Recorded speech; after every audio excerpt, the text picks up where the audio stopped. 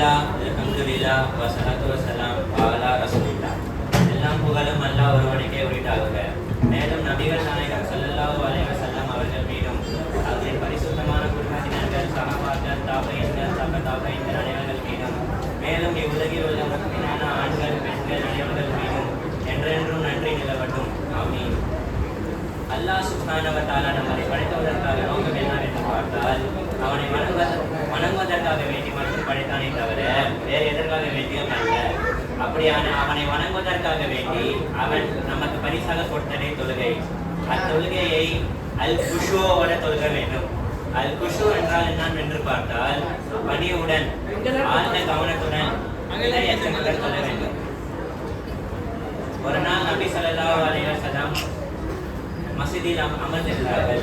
அப்போது அங்கு ஒருவன் தொழுதுகிட்டு இருந்தான். அவன் தொழுது முடித்தவுடன் நபி ஸல்லல்லாஹு அலைஹி வஸல்லம் அவனிடம் கூறினார்கள், நீ ஒழுங்காக தொழவில்லை, திருப்பி போய் தொழு என்று. அவன் மறுபடியும் போய் தொழுதுட்டு வந்தான். திருப்பி ஸல்லல்லாஹு அலைஹி வஸல்லம் கூறினார்கள், நீ திருப்பி தொழு, நீ ஒழுங்காக தொழலை என்று. அவன் திருப்பி தொழுதுட்டு வந்தான். நபி ஸல்லல்லாஹு அலைஹி வஸல்லம் அவனிடம் சொன்னார்கள், நீ ஒழுங்காக தொழ மாட்டாய் என்று. அவன் சொன்னான், யார் ரசூலுல்லாஹ், எனக்கு இதற்கு மீது எப்படி சொல்ல வேண்டும் என்று தெரியவில்லையா, தான் நீங்கள் ரசூலுல்லாஹ் நீங்கள் எனக்கு கற்றுக் கொடுங்கள் என்று. ரசூலுல்லாஹ் அவனை சொன்னார்கள், நான் தொழுவதை பார்த்து தொழுங்கள் என்று. ரசூலுல்லாஹி ஸல்லல்லாஹு அலைஹி வஸல்லம் அவர்கள் தொழுகையில் மிக கண்ணியமாக, நிதானமாக தொழுகை நகருவார்கள். நாம் அப்படி நகருமா என்று பார்த்தால் இல்லை.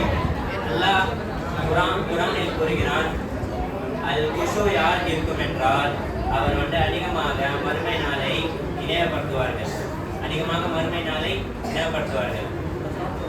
அல் குஷு வரவேற்கிறதுக்கு நமக்கு 3 வழி இருக்கு. முதலில் என்னவென்று பார்த்தால், அதிகமாக மறுமை நாளை நாம் நினைவு கூற வேண்டும்.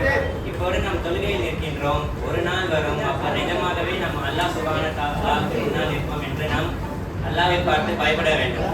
அடுத்தது என்னவென்று பார்த்தால், நாம் குர்ஆன் வசனங்களை ஓதும் போது அதற்குரிய அர்த்தங்களை தெரிந்திருக்க வேண்டும். நாம் தொழுகையில் கூறுகிறோம் சுபான ரப்பியல் அஸீம், சுபான ரப்பியல் ஆலா என்று.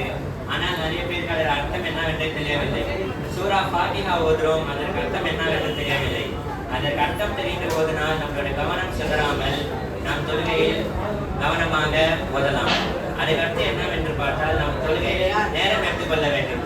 நபி ஸல்லல்லாஹு அலைஹி வஸல்லம் அவர்கள் தொழுகையில் நிதானமாக தொழுவார்கள்.